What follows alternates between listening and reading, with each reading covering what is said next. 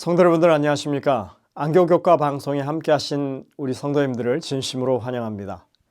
2023년을 보내는 마지막 날인 오늘 이 하루의 삶이 하나님의 뜻에 한 걸음 더 다가가시는 여러분들의 삶이 되시기를 간절히 축원합니다. 이제 함께 기도하시고 이 방송을 시작하겠습니다.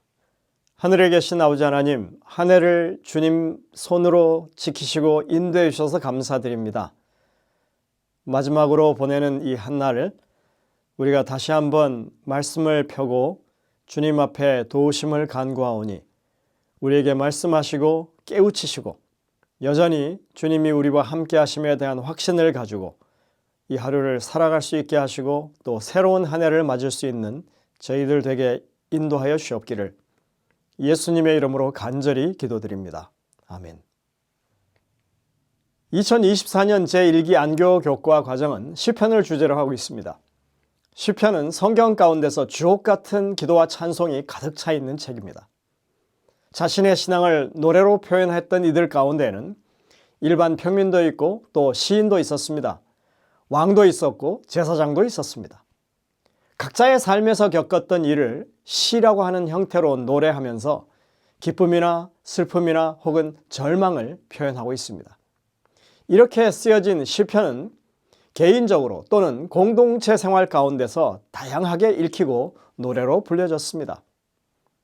시편은 우리로 복과 희망, 부흥의 원천이신 하나님을 바라보게 이끌어주고 자기 자신을 돌아보게 하고 하나님의 위대하심을 살펴보게 하는 그런 안내서와 같은 책입니다. 절망의 구렁텅이에서 부르짖던 자가 해방을 경험하기도 하고 회심한 자가 하나님께 자신을 드리는 경험을 하기도 하는 것입니다. 이 때문에 시편을 많은 사람들이 자신의 감정과 경험처럼 공감하고 개인의 기도문으로 삼는다고 하는 것은 놀라운 일이 아닌 것입니다. 루터는 시편에 대해서 이렇게 말합니다. 사람이 기쁨을 표현하는 데 있어서 찬양과 감사의 시편에서보다 더 고상한 말을 어디에서 찾을 수 있겠는가? 그 속에서 우리는 마치 아름다운 에덴 동산이나 천국을 바라보듯이 성도들 안에 있는 기쁨을 발견할 수 있다. 탄식의 시편에서보다 더 깊은 참회의 슬픔의 말을 어디에서 찾을 수 있겠는가? 우리는 시편이 왜 모든 성도들에게 가장 사랑받는지 쉽게 알 수 있다.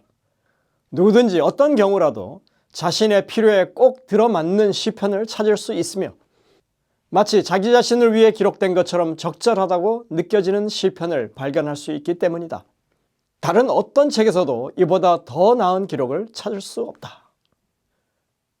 은혜와 공의의 주권자이신 하나님께 찬양과 간구와 고백과 애통과 감사를 쏟아내었던 여러 시대의 그런 믿음의 선조들처럼 우리도 시편을 노래하고 시편으로 기도함으로 삶을 변화시키는 말씀의 능력을 경험할 수 있다고 하는 것입니다. 그렇다면 이렇게 체험적인 그 시편의 말씀을 어떻게 우리가 연구해야 하는 것일까요? 다른 성경책들도 마찬가지겠지만 한 편의 시편에서 우리는 그 고유한 역사적 배경을 살펴볼 수 있고 신학적인 사상과 문학적인 맥락을 살펴볼 수 있습니다. 시편을 연구함에 있어서 우리가 염두에 두어야 할 것은 고대 이 시편의 세계를 현대 청중들의 상황에 적합하게 연결시키는 일입니다. 우리는 시편이 하나님의 백성의 기도라고 하는 것, 그리고 예수님께서도 성육신하신 주님으로서 시편을 인용하셨다고 하는 것, 동시에 이 시편이 예수님께 대한 기도라고 하는 점도 함께 기억해야 할 것입니다. 시편에는 인류를 위한 하나님의 계시가 배어 있습니다. 그렇기 때문에 시편 연구의 또 다른 하나의 과제는 하나님께서 예수 그리스도 안에서 그리고 예수 그리스도를 통해서 세상을 위해 행하신 모든 일과 지금도 역사하고 계시는 일, 또 앞으로 이루실 모든 일에 대해서 우리가 배워야 한다고 하는 것입니다. 시편은 150편의 시로 이루어진 모음집인데 그냥 무작위로 구성된 게 아닙니다. 그 구성에서조차 의미 있게 구성되어 있다고 하는 것을 우리가 앞으로 배우게 될 것입니다. 시편은 하나님의 자녀들이 공통적으로 경험하는 영적인 여정을 담고 있습니다. 그 여정은 하나님께서 세상을 주관하시고 궁극적으로 선한 자는 상을 받고 악인은 벌을 받는다고 하는 굳건하고 확실한 믿음에서 시작되고 있습니다. 우리는 시편을 공부하면서 이러한 악의 도전과 위협, 다시 말해서 하나님이 지금도 통치하시는가? 이방인밖에 없는 이 땅에서 여호와 하나님의 노래를 부를 수 있는가 하는 이런 도전을 받을 때 아주 확고하고 질서가 있는 신앙의 가치관을 가지고 우리가 어떤 일을 경험할 수 있는지 우리도 살펴보게 될 것입니다. 시편이 우리의 삶의 여정에 힘을 주기를 기대하십시오. 또 예수 그리스도를 직접 대면하여 만나는 그날까지 매일의 삶 속에서 시편의 구절들을 통해서 하나님을 마음으로 만나게 되기를 소망하고 기도하시는 이번 기가 되시기를 간절히 바랍니다. 이제 제1과의 내용을 살펴보겠습니다. 1과의 제목은 시편을 읽는 방법입니다. 이것을 단순하게 간단히 요약하자면 시를 어떻게 읽을 것인가 하는 그런 내용입니다. 기억절을 보시겠습니다. 또 이르시되 내가 너희와 함께 있을 때 너희에게 말한 바 곧 모세의 율법과 선자의 글과 시편의 나를 가리켜 기록된 모든 것이 이루어져야 하리라 한 말이 이것이라 하시고 이에 그들의 마음을 열어 성경을 깨닫게 하시고. 누가복음 24장 44절 45절입니다. 엠마오로 내려가면서 제자들에게 예수님이 말씀하신 내용입니다. 우리가 이것에 대해서는 조금 더 이따 살펴보겠습니다. 시편은 오랜 세월 동안 유대인과 기독교인 모두에게 기도서고 그리고 찬송가였습니다.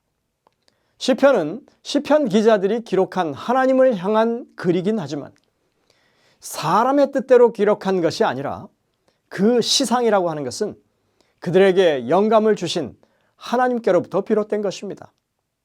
주님께서 기자들에게 영감을 주셨기 때문에 모든 성경과 마찬가지로 시편에서도 하나님은 당신의 종들과 성령을 통해서 우리에게 말씀하고 계시는 것입니다. 예수님과 사도들, 이 신약 성경의 기자들도 시편을 인용하면서 그것을 성경이라고 그렇게 말했습니다. 창세기나 로마서가 성경인 것과 마찬가지로 시편 역시 그저 시가 아니라 분명한 하나님의 말씀이라고 하는 것입니다. 시편은 구약시대 이스라엘의 여러 기자들이 히브리어로 썼기 때문에 아무리 보편적인 것이라 하더라도 그것이 히브리 사람의 독특한 세계를 반영하고 있습니다. 그래서 우리가 시편을 하나님의 말씀으로 받아들일 때 그 역사와 신학과 이 예식적인 측면과 문학적인 특징까지 세심한 주의를 기울이는 것이 정말 수천 년을 넘어서 오늘날 우리 시대까지 이르는 시편의 기별을 이해하는 데 기초가 된다고 하는 것입니다. 우리는 이러한 사실을 잘 염두에 두고 시편을 연구하도록 하겠습니다. 일요일 소지입니다. 고대 이스라엘의 예배에 나타난 시편. 우리가 살펴보게 될 시편은 애초부터 예배를 위한 음악으로 사용되어졌습니다. 성경의 여러 기록을 우리가 살펴볼 때 예배에는 당연히 시와 찬송이 따랐습니다. 여러분들 시편을 보시면 머리글이 있습니다. 거기에 악기 이름이 나올 때가 있고 그리고 무슨 노래라고 하는 설명이 나오기도 하고 또 지휘자를 언급하기도 하죠. 이런 것들이 다 이 성전에서 예배와 관련된 음악으로 사용되었다고 하는 증거인 것입니다. 그것이 개인적인 예배이건 혹은 공중 예배이건 간에 예배 음악으로 쓰여졌다고 하는 것을 보여줍니다. 히브리어 성경에서 시편을 테힐림이라고 부릅니다. 찬양하다라고 하는 뜻이죠. 하나님을 찬양하는 것이 시편의 주요 목적이라고 하는 것을 이 제목부터 드러내줍니다. 우리가 영어 성경에서 시편을 Psalms라고 하는데 이 제목은 히브리어 성경을 헬라어로 번역한 70인역에 사용된 찬송을 뜻하는 헬라어 살모이에서 유래한 그런 표현입니다. 시편은 분명히 이스라엘의 예배에서 떼어놓을 수 없는 분명한 예배의 부분이었습니다. 예를 들어서 성전 봉헌식을 한다든지 성소 예식을 한다든지 절기를 지킨다든지 순례 행렬을 할 때는 물론이고 언약궤를 예루살렘에 안치할 때에도 이 노래들이 사용되었습니다. 시편 120편부터 134편의 이 표제는 성전에 올라가는 노래입니다. 그래서 순례의 노래라고도 부르죠. 이 전통적으로 예루살렘으로 모이는 이 3대 절기, 유월절, 오순절, 장막절에 사람들이 예루살렘으로 올라가면서 불렀던 노래들이 바로 그 노래들입니다. 또 애굽 할렐로 불려지는 시편 113편부터 118편이 있고요. 대할렐로 불려지는 136편이 있습니다. 이 모두가 초하루나 그 다음에 성전 봉헌식을 포함해서 이 세 가지 주요 절기 때 불려졌던 시편들입니다. 특히 애굽 할렐이라고 하는 것은 유월절 의식을 행할 때 아주 중요한 역할을 감당했습니다. 유월절 식사를 시작하면서 시편 113편, 114편을 부르고 마칠 때 시편 115편부터 118편을 불렀습니다. 또 매일 할렐로 불려지는 시편 145편부터 150편은 회당의 아침 예배 매일 기도문에 공식적으로 사용되기도 했습니다. 이렇듯 시편은 백성들의 예배에 활용되었을 뿐 아니라 성전에서 하나님을 어떻게 경배하는지에 대해서도 분명하게 가르쳐주고 있습니다. 예수님은 시편 22편의 말씀을 인용해서 기도하십니다. 영감의 교훈에 보면 이 시편이 성소제도와 깊이 연결되어 있다고 하는 것을 잘 설명해 줍니다.